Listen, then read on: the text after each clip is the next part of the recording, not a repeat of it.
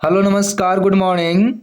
इस वीडियो में बताने वाले हैं आपको जीव विज्ञान यानी बायोलॉजी। बायोलॉजी का ये 11वां पार्ट है। ठीक है ना। 1 से लेकर 10 पार्ट तक जो नहीं देखे हैं वो इस वीडियो के बाद ज़रूर देख लें। और आपको बता दें कि जब हम टोटल पार्ट करा देंगे तो आपसे किसी भी एग्जाम में एक भी प्रश्न जीव विज्ञान यानी बायोलॉजी का नहीं छूटेगा। ठीक है ना। तो चलिए वीडियो को शुरू करते हैं। और पहला प्रश्न देखिए, मेलियोडोसिस क्या है? मेलियोडोसिस क्या है? तो मेलियोडोसिस एक संक्रामक रोग है। क्या है? संक्रामक रोग। संक्रामक रोग किसे कहते हैं? जो एक आदमी से दूसरे आदमियों में फैल जाती है। ठीक है ना। तो ये संक्रामक रोग है। ठीक है। और आपको बता दें कि इसके अलावे आपको फिजिक्स का और आपको केमिस्ट्री का टोटल प्रश्न करा दिया जाएगा जितना एग्जाम में आता है। ठीक है ना। तो उसके लिए आप क्या करेंगे, चैनल को सब्सक्राइब जरूर कर लेंगे और वीडियो को लाइक भी जरूर कर दीजिएगा। ठीक है। 2 नंबर प्रश्न देखिए, पादप विज्ञान में किसका अध्ययन किया जाता है?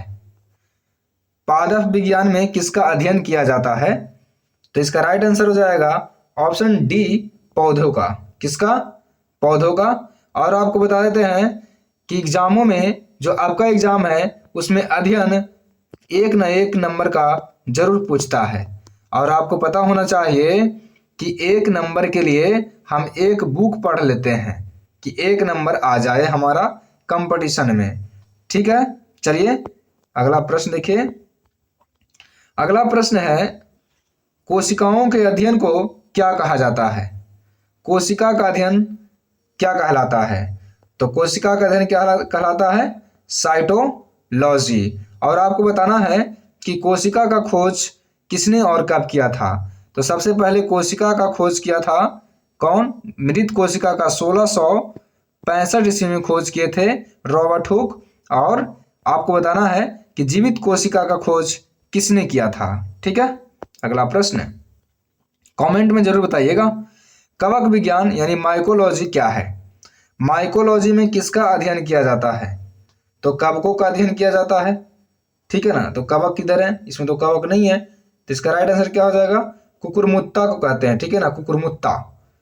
माइकोलॉजी में कुकुरमुत्ता का अध्ययन किया जाता है। अगला प्रश्न देखिए, एक्सोबायोलॉजी किससे संबंधित है? एक्सोबायोलॉजी, एक्सो का मतलब होता है बाहरी। ठीक है ना। तो एक्सोबायोलॉजी संबंधित है किससे? बाह्य अंतरिक्ष में जीवन से, यानी बाहरी अंतरिक्ष में जीवन से संबंधित है। आपको बता दें कि जो लोग पीडीएफ नहीं लिए हैं आप पीडीएफ जरूर ले लें, क्योंकि पीडीएफ तो पहले बात फ्री है। और दूसरी बात यह कि वीडियो देखने के बाद एक बार पीडीएफ देख लीजिएगा तो आपको कुछ करने की जरूरत ही नहीं पड़ेगी। सिर्फ टिक कीजिए, आपका याद हो जाएगा। अगला प्रश्न है, विज्ञान की एक शाखा जो जीवन या पृथ्वी से परे मौजूद जीवन की संभावनाओं से संबंधित है उसको क्या कहा जाता है? उसको क्या कहा जाता है? तो इसका राइट आंसर हो जाएगा ऑप्शन बी, एक्सोबायोलॉजी। एक्सोबायोलॉजी कहा जाता है। अगला प्रश्न है, प्राचीन काल के जानवरों, पौधों एवं अन्य जीवों के संरक्षित अवशेषों या चिन्हों के अध्ययन का विज्ञान क्या कहलाता है? तो इसका राइट आंसर हो जाएगा पैलियोटोलॉजी। पैलियोटोलॉजी कहते हैं इसे। अगला प्रश्न है, जीवधारियों के वर्गीकरण के अध्ययन को क्या कहा जाता है? जीवधारियों के वर्गीकरण के अध्ययन को क्या कहा जाता है? तो टैक्सोनॉमी कहा जाता है। टैक्सोनॉमी। और अध्ययन को ध्यान से देखिएगा क्योंकि एग्जाम में अध्ययन तो बिल्कुल पूछता है। ठीक है ना। निषेचन, विकास, विभाजन और विभिन्नता के अध्ययन को किस नाम से जाना जाता है? निषेचन, विकास, विभाजन और विभिन्नता को किस अध्ययन के नाम से जाना जाता है? तो इसका राइट आंसर हो जाएगा भ्रूण विज्ञान। अगला प्रश्न है, सब्जी के लिए काम आने वाले पौधों के अध्ययन को क्या कहा जाता है? तो सब्जी के लिए जो सब्जी का पौधा होता है उनके लिए क्या अध्ययन कहलाता है? ओलेरी कल्चर। अगला प्रश्न है, वृक्ष संवर्धन किसका अध्ययन कहलाता है? वृक्ष संवर्धन, तो इसका राइट आंसर हो जाएगा वृक्षों एवं वनस्पति की खेती। निम्नलिखित में कौन सा एक सही सुमेलित नहीं है? कौन गलत है, ये आपसे पूछा गया है, ठीक है ना। तो देखिए, फूलों की खेती फ्लोरिकल्चर सही है, फसलों की खेती एग्रोनॉमी ये भी सही है, सब्जियों की खेती हार्टिकल्चर नहीं है, ठीक है ना, और फलों की खेती पोमोलॉजी ये भी सही है, ठीक है। तो इसका राइट आंसर क्या हो जाएगा? ऑप्शन सी हो जाएगा, सब्जियों की खेती हार्टिकल्चर नहीं है। तो आपको बताना है कि सब्जियों की खेती। अगला प्रश्न देखिए, निम्नलिखित में से कौन सा मकड़ियों का अध्ययन कहलाता है? मकड़ियों का अध्ययन क्या कहलाता है? तो आर्कनोलॉजी, आर्कनोलॉजी मकड़ियों का अध्ययन कहलाता है। एंटोमोलॉजी में किसका अध्ययन किया जाता है? तो कीट का अध्ययन किया जाता है इसमें, ठीक है ना। एंटोमोलॉजी में कीटों का अध्ययन किया जाता है, ऑप्शन ए राइट आंसर हो जाएगा। सौरोलॉजी में किसका अध्ययन किया जाता है? सौरोलॉजी में किसका अध्ययन किया जाता है? तो सौरोलॉजी में छिपकली का अध्ययन किया जाता है। और वीडियो थोड़ा सा भी आपको हेल्प कर रहा हो ना, तो लाइक जरूर कर दें, चैनल को सब्सक्राइब भी कर लें और कमेंट एक अच्छा सा जरूर कर दें, ठीक है। पक्षी विज्ञान ऑर्निथोलॉजी में किसका अध्ययन किया जाता है? देखिए, ऑर्निथोलॉजी याद रखिएगा, तो पक्षी का, ऑर्निथोलॉजी में पक्षी का। ये आपसे नहीं पूछेगा उतना, इंग्लिश में पूछेगा आपसे, ठीक है। ये अगला प्रश्न है, ओनेरियोलॉजी में किसका अध्ययन किया जाता है? ओनेरियोलॉजी में किसका अध्ययन किया जाता है? तो सपने का अध्ययन किया जाता है, ओनेरियोलॉजी। और नींद का अध्ययन क्या क्या कहलाता है? हिप्नोलॉजी, ठीक है। टॉक्सिकोलॉजी में किसका अध्ययन किया जाता है? टॉक्सी, तो जहर का अध्ययन किया जाता है। किसका? जहर का अध्ययन किया, टॉक्सिकोलॉजी, टॉक्सिकोलॉजी याद रखिएगा, ठीक है। अगला प्रश्न, नेफ्रोलॉजी में किसका अध्ययन किया जाता है? नेफ्रोलॉजी, नेफ्रोलॉजी में किसका अध्ययन किया जाता है? गुर्दा का। किसका? गुर्दा का नेफ्रोलॉजी में अध्ययन किया जाता है। ऑन्कोलॉजी में किसका अध्ययन किया जाता है? ऑन्कोलॉजी कैंसर का अध्ययन किया जाता है, कैंसर का। अगला प्रश्न, निम्न में से चिकित्सा विज्ञान की कौन सी शाखा यकृत के उपचार और अध्ययन से संबंधित है? यानी कि यकृत का अध्ययन क्या कहलाता है? तो यकृत का अध्ययन कहलाता है hepatology, hepatology, option B right answer हो जाएगा। विज्ञान जिसमें पशु मानव शरीर संरचना का विच्छेदन द्वारा सीखा जाता है उसे क्या कहते हैं? तो इसका राइट आंसर हो जाएगा एनाटॉमी, एनाटॉमी। पीडियाट्रिक्स निम्नलिखित में से किसका अध्ययन है? पीडियाट्रिक्स, पीडियाट्रिक्स किसका अध्ययन है? तो पीडियाट्रिक्स में किया जाता है अध्ययन किसका? शिशु रोग का। अगला प्रश्न, निम्नलिखित में से कौन सा मनुष्य का अध्ययन है? मनुष्य का अध्ययन क्या कहलाता है? मनुष्य का अध्ययन क्या कहलाता है? तो एंथ्रोपोलॉजी मनुष्य का अध्ययन कहलाता है। लिखित दस्तावेज है जो एक मानव विज्ञानी संस्कृति का चित्रण दर्शाते अनुसंधान से तैयार करता है, कौन?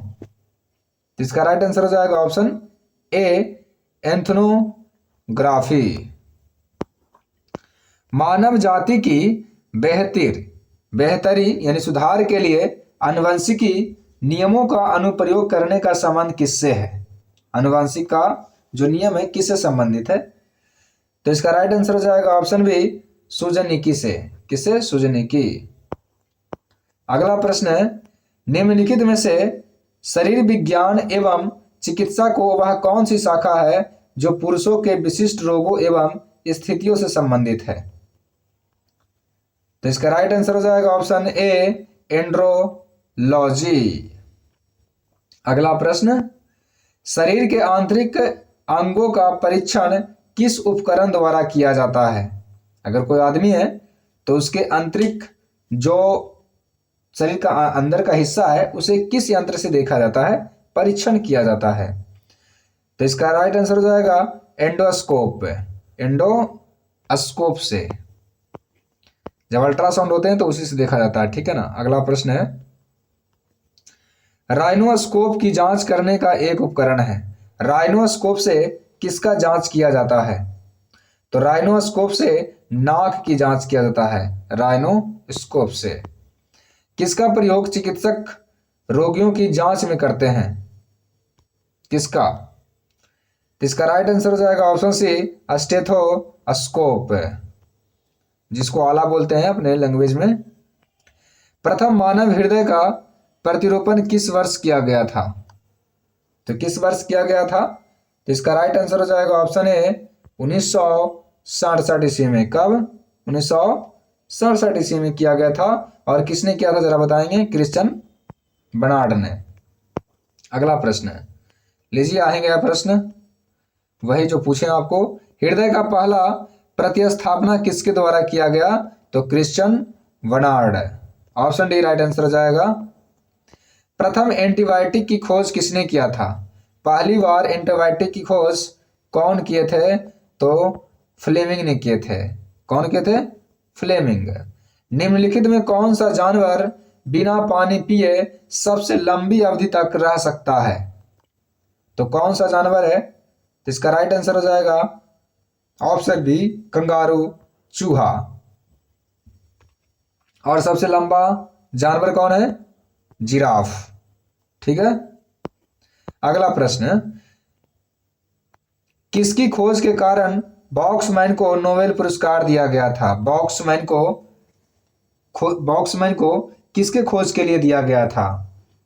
तो इसका राइट आंसर हो जाएगा स्ट्रेप्टोमाइसिन का खोज जब किए थे तो इनको नोबेल पुरस्कार मिला था।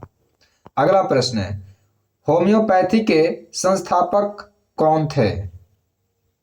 तो हैनीमैन थे होम्योपैथी के संस्थापक।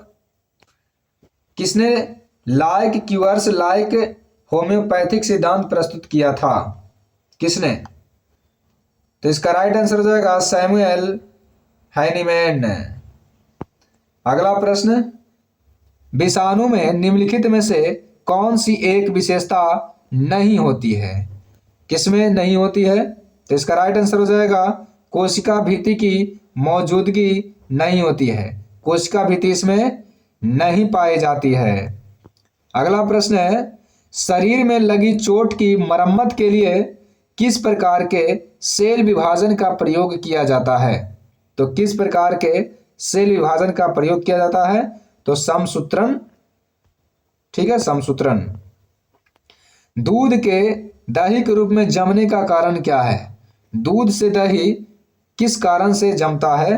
तो लैक्टोबैसिलस के कारण। किसके कारण? लैक्टोबैसिलस के कारण। और आप जानते हैं कि दूध का पीला रंग कैरोटीन के कारण और दूध का उजला रंग केसिन के कारण होता है। अगला प्रश्न देखिए, निम्नलिखित में से कौन सा नाइट्रोजन फिक्सिंग बैक्टीरिया है? कौन सा नाइट्रोजन फिक्सिंग बैक्टीरिया है? तो इसका राइट आंसर हो जाएगा ऑप्शन सी, राइजोबियम। कौन? राइजोबियम। अगला प्रश्न है, हमारे यहाँ बारिश स्टार्ट हो चुकी है। फलीदार पौधों की जड़ों में उपस्थित गांठों में पाए जाने वाले नाइट्रोजन स्थिरीकरण जीवाणु है कौन? तो इसका राइट आंसर हो जाएगा ऑप्शन बी, सहजीवी। कौन है? सहजीवी है। अगला प्रश्न, आनुवांशिक हेरफेर द्वारा प्राकृतिक पृथक्कृतों से विकसित जीवाणुओं का कौन सा जीवाणु विभेद समुद्र में बिखरे तेल का निवारण करने के लिए उपयोग में लाया जाता है? तो इसका राइट आंसर हो जाएगा ऑप्शन डी, स्यूडोमोनास। स्यूडोमोनास प्रशीतलन खाद्य परीक्षण में मदद करता है।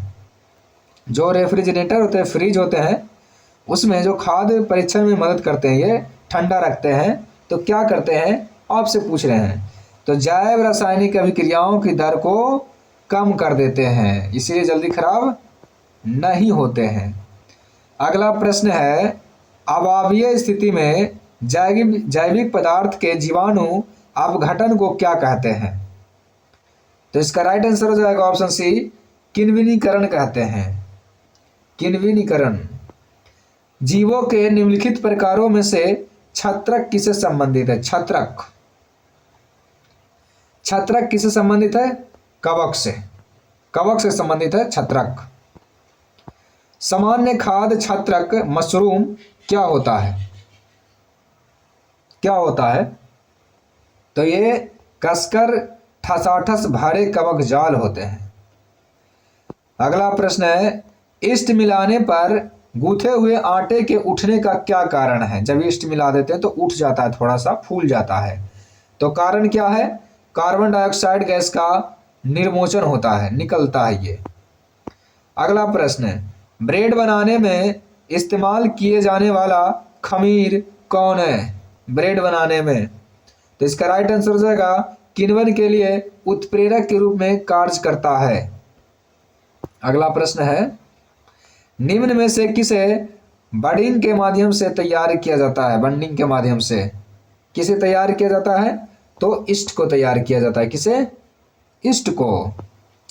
अगला प्रश्न, पेनिसिलिन का आविष्कार किसने किया था? तो अलेक्जेंडर फ्लेमिंग ने किए थे, अलेक्जेंडर फ्लेमिंग। अगला प्रश्न, इबोला क्या है? इबोला एक प्रकार का वायरस है। क्या है? वायरस है, ठीक है ना, डी ऑप्शन सही है। अगला प्रश्न, निम्नलिखित में से सबसे पहले किस वायरस की खोज हुई थी? सबसे पहले कौन सा वायरस को खोजा गया था? तो टीएमबी, टोबैको, ये टोबैको है, टोबैको वायरस है, ठीक है ना, ये तंबाकू में पाया जाता है टीएमबी। किसी चालक के सिरे के बीच विभवांतर उसमें बहने वाली धारा के समानुपाती होता है, यह नियम किसका है? तो यह नियम है ओम का नियम है। किसका नियम है? ओम का नियम। अगला प्रश्न है, परमाणु बम का सिद्धांत किस पर आधारित है? परमाणु बम का सिद्धांत है नाभिकीय विखंडन पर आधारित। किस पर? नाभिकीय विखंडन पर। मनुष्य में कुल कितनी हड्डियां होती है? ये 206 हड्डियां होती है। कितनी? 206। तो आपको बताना है कि चेहरा में कितना हड्डी होता है? चेहरा में कितना हड्डी होता है? तो चेहरा में 14 हड्डी होते हैं। अगला प्रश्न, मानव नेत्र में उपस्थित रेटिना में रंगों में विभेद के लिए क्या उपस्थित होते हैं? कि रंग पहचान सके, लाल, पीला, ब्लू, हरा, काला, नीला, ठीक है ना। तो कैसे पहचानेगा? कौन पहचानेगा? उसके आंख में क्या होता है? तो कोन्स होते हैं। क्या होते हैं? कोन्स, ठीक है। अस्थाई चुंबक किस स्थिति में किया जा सकता है? किस स्थिति में, मतलब किससे बनाए जाते हैं अस्थाई चुंबक? तो ये बनाए जाते हैं इस्पात से, और नरम लोहा से बनता है कौन सा चुंबक? नरम लोहा से अस्थाई चुंबक बनाए जाते हैं, और अस्थाई इस्पात से। आधुनिक आनुवांशिकी का जनक किसे कहा जाता है? आधुनिक आनुवांशिकी का जनक किसे कहा जाता है? Gregory John Mendel. अगला प्रश्न है, आनुवांशिकी की आधारभूत इकाई जीन का सबसे पहले प्रयोग किसने किया था? सबसे पहले प्रयोग किसने किया था? तो ये कॉर्नवर्ग ने किए थे, कॉर्नवर्ग। वह गुणसूत्र जो मनुष्य में लिंग का निर्धारण करता है उसे लिंग गुणसूत्र कहते हैं। अन्य गुणसूत्रों को क्या कहते हैं? जो लिंग का निर्धारण करता है उसे लिंग गुणसूत्र कहते हैं, तो जो और बाकी है उनको किस नाम से जाना जाता है? अलिंग गुणसूत्र। अलिंग गुणसूत्र। निम्नलिखित में से कौन सी बीमारी आनुवांशिक है? इनमें से कौन सी बीमारी आनुवांशिक है? दात्र कोशिका रक्त न्यूनता, ये भी आनुवांशिक है। फिनाइल कीटोनुरिया, ये भी आनुवांशिक है। हेमोफीलिया, ये भी आनुवांशिक है। इन सभी आनुवांशिक है, ऑल ऑफ दिस। एक श्वेत वर्ण स्त्री मतलब एक सुंदर सी महिला, गोरी, ठीक है। एक काले पुरुष से विवाह करती है, एक काले टाइप से, काले हैं, कारा है ये, ठीक है, काले हैं, ठीक है ना। उनके 4 बच्चे होते हैं, 4 बच्चे हो गए, 2 लड़के हो गए, 2 लड़कियां हो गई। तो किस अनुपात में यह बच्चे काले होंगे, किस अनुपात में यह बच्चे काले होंगे, यह आपसे पूछा गया है। तो ऐसा कुछ नहीं है, इसका कोई अनुमान नहीं है, ठीक है ना, इनमें से कोई नहीं। कुछ मानव रोग आनुवांशिक तौर से नियंत्रित होते हैं, यह सबसे पहले किसने प्रमाणित किए थे, सबसे पहले किसने प्रमाणित किए थे? तो E.A. गैराड। वो जो प्रश्न है, सभी गोरे भी हो सकते हैं, सभी काले भी हो सकते हैं, ठीक है ना। इनमें से कौन सी बीमारी आनुवांशिकी द्वारा नियंत्रित होती है, कौन सी बीमारी? तो इसका राइट आंसर हो जाएगा एल्केप्टोनुरिया। अगला प्रश्न, जीवाणु भोजी कौन होते हैं? जीवाणु को खाने वाला कौन होते हैं? बैक्टीरिया को खाने वाला। तो जीवाणु को संक्रमित करने वाले विषाणु होते हैं, ठीक है। निम्न में से अंडे देने वाले स्तनधारी कौन है? कौन सा है स्तनधारी जो अंडे देता है, ठीक है ना? वो प्लेटिपस है, डक विल्ड प्लेटिपस। आपको सभी वीडियो में ये बताते हैं आपको। विश्व में सबसे बड़ा जीवित पक्षी कौन है? सबसे बड़ा पक्षी कौन है? शुतुरमुर्ग, ठीक है ना। इनका एक खासियत है कि जब इसको कोई खाने के लिए यानी कि शेर या बाघ झपटता है तो ये क्या करता है, अपना मुंडी नीचे दबा लेता है, यानी जमीन में गाड़ लेता है, और इसको पता नहीं चलता है और इसको खा लेता है। सबसे बड़ा ये मूर्ख है, भागने के चक्कर में कोई भी रहता है ये मुंडी गाड़ देता है, ठीक है। भारत में पाए जाने वाला एकमात्र कपी कौन है? तो इसका राइट आंसर हो जाएगा हुलाक गिब्बन। कौन है? हुलाक गिब्बन। अगला प्रश्न है, रजनोवृत्ति साधारणतः निम्न आयु में आते हैं। रजनोवृत्ति सामान्यतः किस आयु में आते हैं? तो इसका राइट आंसर हो जाएगा ऑप्शन सी, 45 से 50 की उम्र में आते हैं। अगला प्रश्न है, इनमें से कौन सा कोशिकांग श्वसन क्रिया से संबंधित है? श्वसन क्रिया से संबंधित कौन है? माइटोकॉन्ड्रिया है। और माइटोकॉन्ड्रिया का खोज किसने किया था? अल्टमैन ने किए थे, ठीक है ना, अल्टमैन। और इसका नाम धरे थे बेंडा, सी बेंडा। कब नाम धरे थे, कमेंट करके बताइए। तो हृदय की मरम्म का कारण क्या है? हृदय की मरम्म का कारण क्या है? कपाट में लीक है। अगला प्रश्न है, चमड़ा निकाला जाता है किससे? चमड़ा किससे निकाला जाता है? ये सिर्फ चर्म से निकाले जाते हैं चमड़ा, ठीक है। अगला प्रश्न है, वयस्कों में श्वेत रुधिर कोशिका यानी कि WBC की बात कर रहे हैं, तथा लाल रुधिर कोशिका यानी RBC की बात कर रहे हैं, दोनों का अनुपात कितना है? WBC और RBC का अनुपात शरीर में कितना होता है, बताइए। तो ये होता है 1 और ये होता है 700, यानी ये ज़्यादा होता है RBC, और WBC श्वेत रक्त कण बहुत कम होते हैं।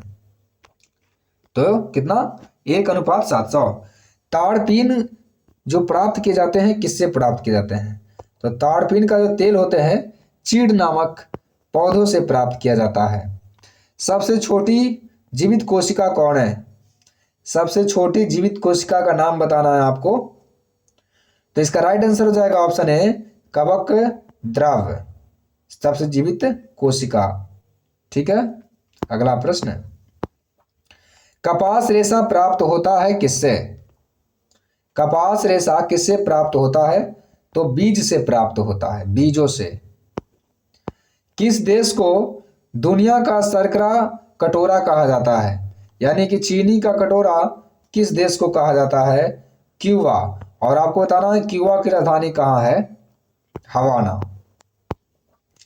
इनमें से कौन सा राज्य भारत का सबसे बड़ा कॉफी उत्पादक राज्य है?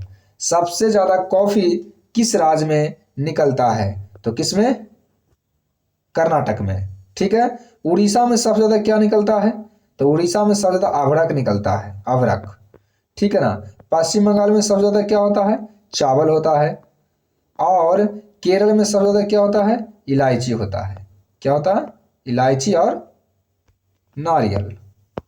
संयुक्त राज्य अमेरिका में सूती वस्त्र उद्योग का आरंभकर्ता किसे माना जाता है? यानी कि अमेरिका में सूती वस्त्र उद्योग का जो सबसे पहले शुरू किए थे उनका नाम क्या था? इसका राइट आंसर हो जाएगा ऑप्शन सी, सैमुअल बिट्टन। अगला प्रश्न, लैंगिक परिपक्वता के समय गैलस की आयु कितनी होती है? तो गैलस की आयु कितनी होती है? तो इसका राइट आंसर हो जाएगा ऑप्शन डी, 150 से 180 दिन। पशुधन में सबसे ज्यादा बच्चे देने वाली नस्ल कौन है? कौन सा जानवर सबसे ज्यादा बच्चे पैदा करती है? तो इसका राइट आंसर हो जाएगा सुकर, सुअर, सुअर, सुअर। ठीक है, सुकर नहीं। निम्न में से राजस्थान में किस नस्ल की भेड़ की ऊन अति उत्तम है? किसकी? तो इसका राइट आंसर हो जाएगा चोकला, चोकला भेड़ की।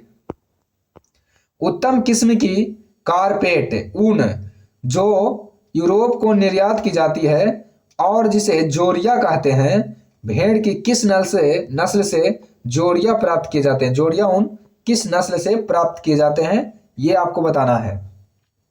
बताइए। तो इसका राइट आंसर हो जाएगा ऑप्शन ए, काठियावाड़ी। किससे? काठियावाड़ी से। ऊंट की गर्भावधि कितना होता है? यानी कि कितने दिनों में वो ऊंट बच्चे पैदा करता है? बताइए, बताइए इसका राइट आंसर क्या होगा? तो 365 से 400 दिन के भीतर। और जो भैंस होती है, गाय भैंस, वो 280 से 300 दिन के भीतर देती है। अगला प्रश्न, ऐसे मवेशी जिनमें गायों से ज्यादा मात्रा में दूध मिलता है परंतु बैल बेकार भारवाही पशु है, वे हैं क्या? वो क्या है? तो इसका राइट आंसर हो जाएगा दुधारू नस्लें, दुधारू नस्लें। मवेशियों के ऊपर वाले जबड़े में अस्थायी कृदंत की कुल संख्या कितनी होती है? ऊपर वाले में कितने दांत होते हैं? जब आप देखे होंगे भैंस, गाय, बैल, तो उसके ऊपर कितने दांत होते हैं आपसे ये पूछा गया है। नहीं देखे होंगे शायद, उसमें दांत ही नहीं होते हैं, ऊपर दांत नहीं होते हैं। ठीक है ना, नीचे दांत होती है। नाइट्रीकरण का क्या अर्थ होता है? नाइट्रीकरण का क्या अर्थ होता है? और थोड़ा सा भी आपको हम सिखा रहे हैं, थोड़ा सा भी, एक भी प्रश्न हमसे सीखे हैं तो वीडियो को लाइक जरूर कर दें और हमारे चैनल को सब्सक्राइब जरूर कर लें। ठीक है ना, क्योंकि वीडियो बनाने में बहुत मेहनत लगती है, बहुत ज़्यादा। नाइट्रीकरण का क्या अर्थ होता है? तो नाइट्रीकरण का अर्थ होता है अमोनिया का नाइट्रेट में बदलना, ऑक्सीकरण होना।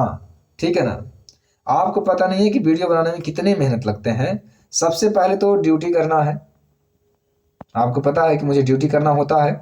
ड्यूटी करने के बाद में खुद से खाना बनाना है, खुद से सब कुछ करना है। उसके बाद में इसमें PDF बनाना है, फिर इसमें वीडियो अपलोड करना, वीडियो को रिकॉर्ड करना है, वीडियो रिकॉर्ड करने के बाद एडिट करना है, एडिट करने के बाद अपलोड करना है। और आपको क्या करना है? सिर्फ 2 सेकंड से 4 सेकंड लगेगा, लाइक करना है। ठीक है ना, सब्सक्राइब करना है। अगला प्रश्न है, मलेरिया फैलाने के अलावा एनोफिलीज मच्छर और किसका रोग वाहक है? ये तो मलेरिया फैलाती ही है मादा एनोफिलीज मच्छर, लेकिन और क्या इनका काम है? और ये काम करते हैं, ठीक है ना, वो पाव करते हैं, ये फुला देते हैं पैर को। जो रोग गृह मक्खी द्वारा नहीं फैलता है वो कौन सा रोग है? यानी घर में जो मक्खी होते हैं उसके द्वारा वो रोग नहीं फैलते हैं, वो कौन सा रोग है? तो इसका राइट आंसर हो जाएगा ऑप्शन ए, डेंगू बुखार, इससे नहीं फैलते हैं। डेंगू काट लेगा तब फैलते हैं। इनमें से कौन सा रोग जीवाणु से होता है? जीवाणु से कौन सा रोग होता है? तो ईख की लाल धारी रोग। आप जब गन्ना खाए होंगे तो कभी ना कभी देखे होंगे उसके अंदर लाल लाल कुछ ना कुछ होता है तो उससे रोग हो जाता है उसको, उसको कहते हैं रेड रस्ट रोग, ठीक है। यानी कि हिंदी में बोले तो ईख की लाल धारी। इनमें से कौन सा पादप रोग विषाणु द्वारा होता है? पादप रोग मतलब पेड़ पौधे का रोग, ठीक है। विषाणु मतलब वायरस से, तो कौन सा रोग वायरस से होता है? इसका राइट आंसर हो जाएगा जौ का पीत वामन रोग वायरस से होता है। याद रखिए, जौ में कौन सा रोग? पीत वामन रोग वायरस से। एस्टर पीत रोग होता है। चुकंदर कुंचिताग होता है। ये सभी राइट आंसर हो जाएगा, सभी वायरस होते हैं। सेब का जल क्रोध रोग होता है किसके कारण? किसके कारण होता है जल क्रोध रोग सेब का? बताइए। तो इसका राइट आंसर हो जाएगा ऑप्शन बी, उच्च तापमान से होता है सेब का जल क्रोध रोग। अगला प्रश्न, पेनिसिलिन प्रतिजैविक निम्न में से किससे मिलता है? पेनिसिलिन किससे मिलता है? तो इसका राइट आंसर हो जाएगा ऑप्शन डी, कवक से मिलते हैं पेनिसिलिन। प्रतिजैविक एम्पिसिलिन प्रतिजैविक एम्पिसिलिन किससे बनाई जाती है? तो इसका राइट आंसर हो जाएगा अर्ध संश्लेषित दवा है ये। पादप रोगों के लिए सबसे पहले निम्न कवकनाशी की खोज किसने किया था? हुई कब हुई, यानी किससे हुई है आपसे पूछा जा रहा है। तो बोरोडेक्स मिश्रण, किससे? बोरोडेक्स मिश्रण से। इनमें से कौन सा पादप रोग जीवाणु के कारण होता है? कौन सा रोग है जो जीवाणु के कारण होता है पेड़ पौधों में यानी फसलों में? तो इसका राइट आंसर हो जाएगा गेहूं में होता है टुड्डू रोग। जीवाणु से होते हैं गेहूं में टुड्डू रोग। निम्न मसालों में से फूल की कलियों से प्राप्त कौन सी होती है? तो जीरा तो नहीं होगी, धनिया नहीं होगी, जायफल नहीं होगी, लौंग। ये फूल जैसा नहीं होता है लौंग, तो लौंग राइट आंसर हो जाएगा। निम्न में से जड़ से प्राप्त होने वाला मसाला कौन है? जड़ से प्राप्त होने वाला मसाला बताइए। तो जड़ से कौन सा मसाला प्राप्त होता है? बताइए इसका क्या राइट आंसर होगा। तो इसका राइट आंसर क्या हो जाएगा? ऑप्शन सी हो जाएगा हल्दी। अगला प्रश्न, कुछ पादप निषेचन के बिना फल उत्पादन करते हैं, इस प्रक्रिया को क्या कहते हैं? तो इसे कहते हैं अनिषेचक फल। अनिषेचक फल कहते हैं, ठीक है ना। चलिए वीडियो समाप्त हो गया है, 1100 टोटल पूरा हो गया है, ठीक है ना। चलिए, तो जो लोग वीडियो को पूरा देख लिए हैं उनके लिए बहुत बहुत धन्यवाद। वीडियो को लाइक जरूर कर दीजिएगा।